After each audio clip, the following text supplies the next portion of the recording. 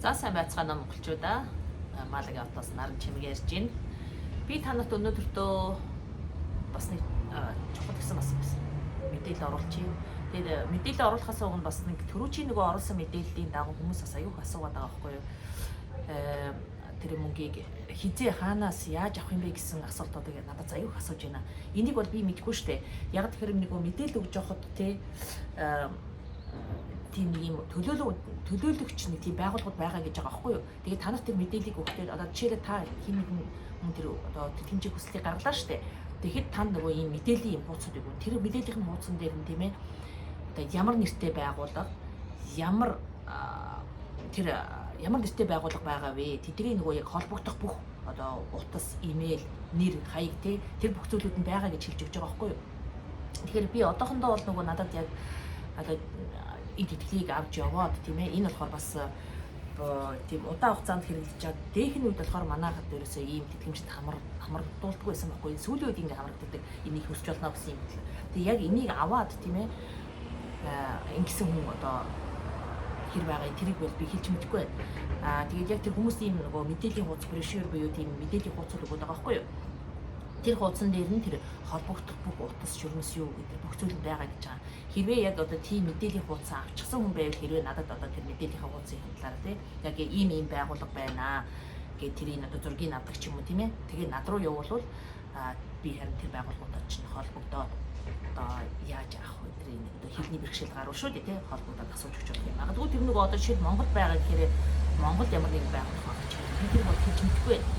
Тэгэхээр хэрвээ яг нэг тийм мэдээллийн хуудас авсан тэр мэдээлэл нь байгаа тэр брошюрид нь байгаа хүмүүс бол зургийг аваад над руу явуулчууд би яг тэр байгууллагууд руу өөрөө нэвтэрч ороод тий одоо асуугаа судлаа та нарт бас тэр мэдээллийг өгч болох юм. Надад болохоор би зүгээр нөгөө одоо орчуулах хийгээл тийм ээ тэр мэдээллийг тэр хүмүүст одоо цааш хийж өгч байгаа болохоос бодит байдлаар надад одоо яг хийж одоо юу гэх юм харсан зүйл алга. Тэгэхээр яхаарахгүй нөгөө цагаач яд мэрэгчлэн үйл хэлэхдээ та нэг мэдээллийн хуудасаа энэ дээр бүх холбогдох одоо утас шигмэс бүх юу мэдээлэл байгаа гэж хэлж байгаа байхгүй юу. Тэгэхээр би нөгөө хэлсэн шүү хүмүүс энийг бас нөгөө ингээд буруу ойлгочоод ах шиг байна. Хоёрын юм тэтгэлгийн хүслийг гаргаж болно гэдэг. Тэгээд гаргахаараа тэрийг заавал нөгөө танд 100% бутгаатай өгнө гэсэн ойлголт бас байхгүй гэж хэлжсэн шүү дээ. Нэг 50 дэх шаардлагууд байгаа тэр шаардлагуудыг хангасан тохиолдолд одоо цагаач байгууллагууд өгөхгүй гэдгийг шиг хэлжсэн тий. Тэрнээс гадна тэр тэтгэлэгч нь нөгөө ингээ бэлнээр одоо тэр нэг 3000 евро гэд би хэлсэн шүү дээ. Тэр 3000 евро маа гэж танд бэлнээр өгч хүн бол биш байхгүй юу. Тэгээд тэр нь нөгөө нэг ийм би танад хэлжсэн да одоо би дахиж хэлж яриад яг нөгөө нэг ийм зүйл зориулж чи ийм зарцуулах юм гээд байна гэж хэлжсэн. Тэр мөнүүд нь зарцуулагдахаар зүйлийг өчөж та нар байгууллага гэж яах.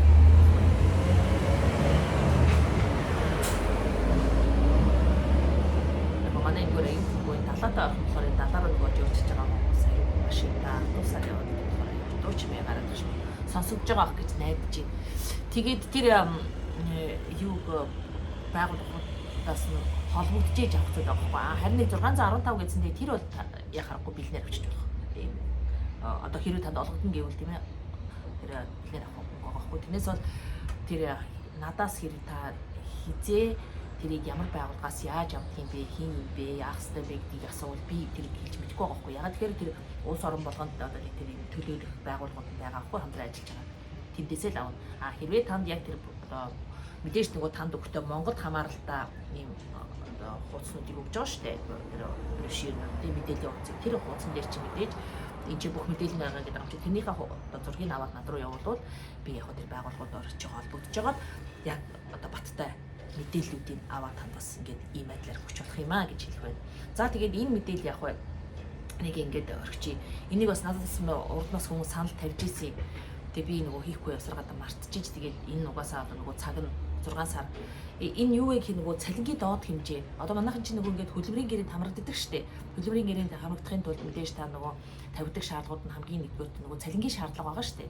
Тэр цалингийн шаардлага чинь яадаг вэ гэхээр жил болгоны нөгөө нэг ингээд статистикийн мэдээлэл гардаг байхгүй одоо хүний одоо шивэд хүмүүсийн дундад цалингийн мэдээлэл тэрэн дээрс үнсэж тэр нөгөө жил болгон өөрчлөгдөж байгаа байхгүй. Тэр нөгөө 27360 гээд би нөгөө 60 хорооны цалинтай байх хэрэгтэй гэсэн нөгөө урдынхаа мэдээлэл дээр би аль нотлонгийн тавьж исэн мэдээлэл дээр нөгөө цалингийн чинь хэмжээтэйг зааж өгсөн байгаа штэ. Тэгэхээр тэр чинь болохоор юу ах вэ гэхээр тэр 11 сараас хойш хэрэгжээд 27,000 биш 24 оны 6 сарын хүртэл хүчтэй байсан байхгүй юу. Тэгээд ч одоо 24 оноос хойш дахиад 6 сараас хойш дахиад нөгөө статистикийн мэдээлэл гараад яаж вэ? Би тэрийг одоо яг танарт юун дээрээс хараад хэлээд өгье заяа. Шууд нөгөө цагаатчийн байгууллагын хуудсан дээрээс хараад хэлээд өгье.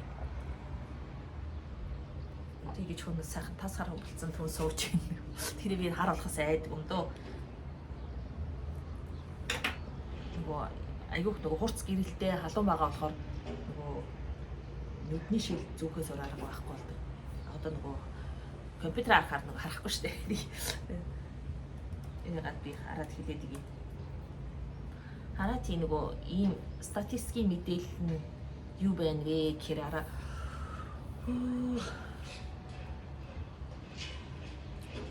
статистикийн мэдээллүүдийг ингээд гаргахаар дундаж тэгээ нөгөө чинь цалингийн ядаж нөгөө нэг тэр дундаж цалингийн ядаж нөгөө 80% нөгөө дундаж цалингаар тооцоолно гэдэг ингээд гэсэн байгаа байхгүй. Тэгэхээр энийг яг хөөхөр 2000 одоо тэр статистикийн мэдээлэлээс 2023 оны 6 сарын 20 гэхэд заяа 27360 короноор тооцоолно гэсэн мө тэр нөгөө цалингийн дундаж 80% гэхэд тэндээ юм байхгүй. Тэрнээс бол нөгөө 34200 юу гэх юм чивэд ийм нөгөө дундаж цалингийн хэмжээний юм байна. Энэ нь болохоор яах вэ гэхээр 2023 оны 6 сарын 20-оос 2024 оны 6 сарын 17-ны хоорондох мэдээлэл гэж байгаа байхгүй.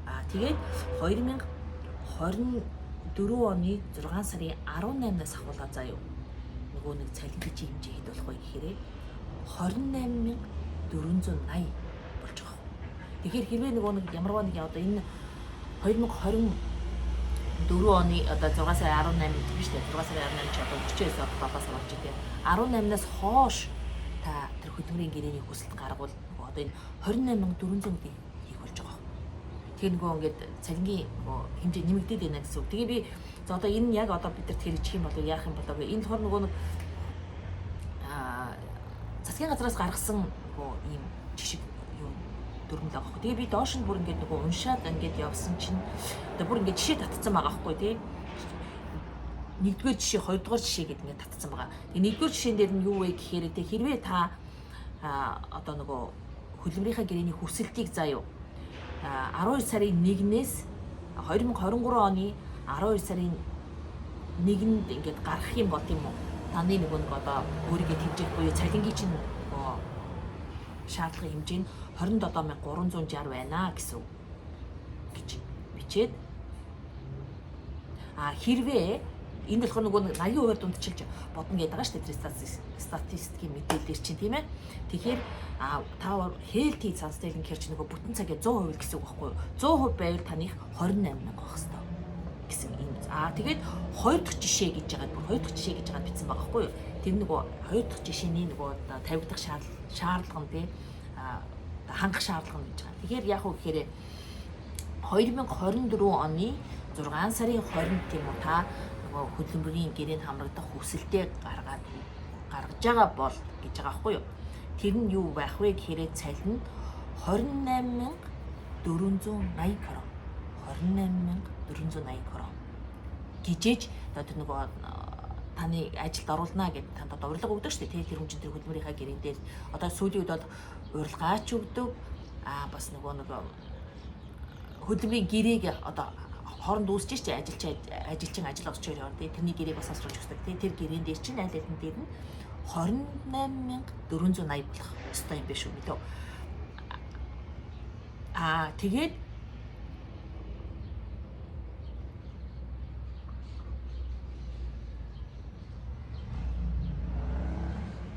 тэгээ бүр нэг доор нь ингэж байгаа байхгүй. Тэгээд энэ Ольга гэдэг нэг бүсгүй тийм ээ. Хагас одоо бүтнээр штэ одоо 100% биш одоо хийдэж байгаа юм хагас цагийн ажил гэсэн даа. Хагас цагийн ажил нь болохоор цалин 29300 короноор ингээд тэр хөдөлмөрийн гэрээнд хийгдсэн болвол энэ бол нөгөө энэ тавигдж байгаа шаардлагыг хангалттай гэж үзнэ гэсэн байгаа байхгүй.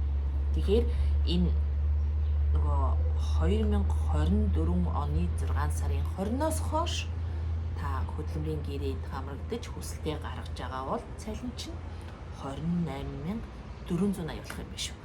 Тэгсэн чинь та нөгөө урдныхаараа бодоод 27360 гэдгээрээ энийг хөдөлмөрийнхаа гэрээг хийчдэг. Тэгээд одоо энэ 6 сарын 11-ээс хойш те одоо хичээлгээд 7 сар ч юм 8 сар ч юм уу бол одоо энэ 6 сарын 20-ноос 20 гэхэд та одоо хүсэлтээ гаргаж байгаа бол нөгөө 27360-аараа хийчүүл энэ чинь бүтэн болчих юм биш үү заяа. Танд үгүйсгсэн хариу өгчих хэрэгтэй болчихж байгаа байхгүй юу. Тэгэхээр энийг сайн анхаараарай гэж хэлэх бай. Тэгээд нөгөө жил болгоны би чи нөгөө жил болгон за яг ингээл юу хийн. За одоо эн чинь ийм болж байгаа шүү гэж нөгөө надад өөрт маань нөгөө нэг энийг тохиолдохгүй те энд байгаа болохоор тэр болгоно нөгөө би яг санаа за яг цаг тохиолд дийлээ гэдэг ингээ байхгүй штэ. Тэгэхээр манайхан бас аягүй тийм соргоог бас нэг хөргөн хэдэн хүмүүс над руу санал тавьж ирсэн. Тэгээд би энийг хийчихье гэж явсараад бас энийг нэлээ орой төлчлээ.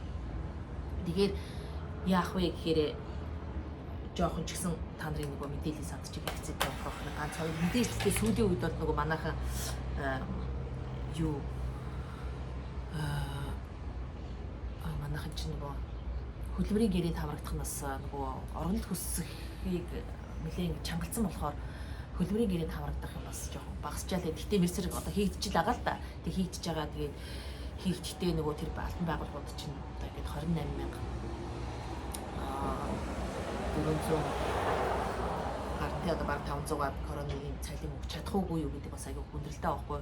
Тэгээ манад нөгөө эн чинь хөвчлэн манайхан чинь хөдөлмөрийн гэрээний хүсэл гаргахаараа дандаа л одоо хил ус байхгүй тэгээ нөгөө бид нар өөрсдөө мэдчихэж байгаа шүү дээ. Хөвчлэн дандаа л нөгөө цэвэрлэгээ буюу эсвэл бол ресторануудаар л ирж штэ. Тэгэхээр рестораны байгууллагад манад нөгөө суши ресторан бол нэлээх байдаг л да. Тэгээ нөгөө яг ажил олгох гэж байгаа одоо сайн аваад явж байгаа ажил олгогч нар бас байна. Тэгээд ямар ч байсан нөгөө хүний нохой тэгэхээр өөрийн нохой тэгээд манай энд хувийн аж ахуй эрхэлж байгаа хүмүүс чинь өөрсдийнхээ гэр бүлийг болон тийм бас өөр хүмүүсийг аваад цалинжуулчихсан одоо ингээд нэлээ их сайн чармаагаал ингээд байж байгаа. Тэгэхээр манайхан ч гэсэн аль талдаа бодолцоод одоо тийм хөдөлмөрийн гэрээ мөрийн ингээд хамрагдаж байгаа бол одоо өөр гадны нөгөө хүмүүс одоо хятад одоо дараа одоо юу гэдгийг тийм Тайландууд ч юм уу. Ер нь тэгтээ Тайландаас илүү хятадууд нь их байдаг л да. Тийм байгууллагууд ингээд ажиллаад ингээд чардаад ажиллаад хохироод ирсэн хүмүүс зөндөө байж байгаа. Тэг чи харин ч манай одоо ажил олгогч нар чинь айгүй хөөрхөн боломжийн цалин байгаад өгөөд тэгээ хоорондоо ингээд хохироод одоо туулын дурахгүй хин эцэхгүй аль талынхаа ашигтай талыг хараад нэгэн талаас нь ажил олгогчд нь бас ашигтай байх хэрэгтэй. Ажил чинь болж байгаа хүмүүс ч гэсэн бас ашигтай тийм оршин суугч шүүл авч бол бас мэдээж таны цаашдын ирээд өчиг гэрэлтэй хийм аль боломж байгаа юм чинь өөрсдийнхөө Монгол ажил олгогч нараас савл хийвэл муу хэлээ ингээд 9 жил болоод амиргүй байна. Бас мэрсэг тийм юм их харагдах юм аа. Тэгээ хүний нүдэд ингээд бас л ингээд зөндөө олон ингээд 50-60 ч юм уу дор ажил нэг 2-3 хүнийг аваад ажиллуулаад ажилтаа цалинтай орлоготой болгож байгаа. Тэр гэр бүлийн дагаа цаана дахиад 4-5 хүн байж байгаа. Тэр 4-5 хүний чинь цаашаа дахиад бүр Монгол руу хүртэл одоо цэвэр бид чинь ингээд одоо орлого оруулж яадаг мөнгө явуулж яадаг хичтэй амарсан байгаа гэж хэлдэг юм байж байгаа шүү. Тэгэхээр ер нь бол цаашдаа нөгөө дэмдэмдээ дээсэр чинь гихчээр аль талаа бодолцоо тэ эвэгтэй шиг байцгаах бас их чухал шүү. Тэгээд нэг тоглолтын эвэр одоо дэлсүүл 1000 өдрийн хөдөлгөөн гэдэг үлээ өгдөг нөгөө одоо Монгол сонгоолгоо зүрцөө нөгөө мартаж эхэлж штэ баларсан юм аа. Тэгчээ нөгөө эвдээ байвал бид нар чинь одоо юу ч хийж чадна тийм ээ. Тэгээд энд аж ахуй айгүй бол нэлээ их байдаг манай бол нөгөө хувийн аж ахуй ажиллаж байгаа. Тэр аж ахуй эрхэлж байгаа зөндөө олон гэр бүлийг ингээд аваад явж байгаа тусалж байгаа тэр аж ахуйнуудаа бас баярлалаа гэж хэлэх байна. Ер нь бол тийм ээ. Бас хүний газар ингээд хувийн аж ахуй эрхлээд зөндөө олон гэр бүлийг бас ингээд аваад явна гэдэг бол айгүй том асуудал шүү дээ. Тийм амархан ажил биш. Тэг хүн удирднаа гэдэг бас тийм амар ажил биш шүү бас. Тэгэхээр яг хөтэ аль талдаа нөгөө үйл ажиллагаа явуулж байгаа хүмүүс маань янз бүрийн одоо хүн удирдах тийм ээ. Янз бүрийн зүйлүүд байна. Тэр амархадаа манай ажилчид маань ч гэсэн ажилчингаар орж байгаа хүмүүс маань ч гэсэн өөр өөртөө арчаатай сайн хил авсаа аль болохоор хурдан сураад тийм ээ. Хөлдөрмийн ч гэсэн судлаад тийм ээ. Тэгээд ажил олгогчдоор ч гэсэн хүндрэл үүсэхгүйгээр тийм шулгаргаар сэтгэлээсээ ажиллаа тийм ингээд аль талаа баталцаад ивэвтэй байцгаахыг хичээгээрэй манай монголчуудаа. Тэгээд энэ өгсөн мэдээлэл ба та нарт жоохон ч гэсэн тусалах бах тий. Тэг хий хэрэгцээтэй нэгтэй одоо дамжуулаарай. Тэг шеэр хийгээрэй гэж хэлэх байна. Бас хэн нэг нь энийг мэдэхгүй байж байгаа тий. Би цалингийн одоо 27360 гэжсэн 28500 дээр 480-аас тий 500 короны хооронд нэг 1000 гаруй короны ялгаан дээр ингээд бас бүх юм ус юм зөвхөн байж байгаа цалин хийгээд гисэн байв бас хайр харамсалтай юм болно шүү дээ. Тэгэхээр энийг хэрэгцээтэй нэгэндээ тий аж ахуй нэгжүүлэлтээ явуулж байгаа хүмүүс ч гэсэн бас заримдаа бүрэн гүйцэтгэс хэл ус байдгүй шүү дээ. Тэгэхээр энэ зэрэг минь бороод уншиж чадахгүй ч юм уу мдээгүй тохиолдолд ингээд нэг нь явуулдаг нөгөөд нь яадаг. Тэгэл дараа нь хоорондоо үйл болголцох зүйл тий энэ зөв болчихгүй гэмээс сэрвчлүүлж ийм хэллээ. Тэгээд анхаарал тавьсан та нартай маш их баярлалаа. Тэгээд хэрэгцээтэй нэгэндээ шеэр хийгээрэй. Тэгээд зуныхаа мартыг сайхан өнгөрөөгүүлээрэй. За баярлалаа.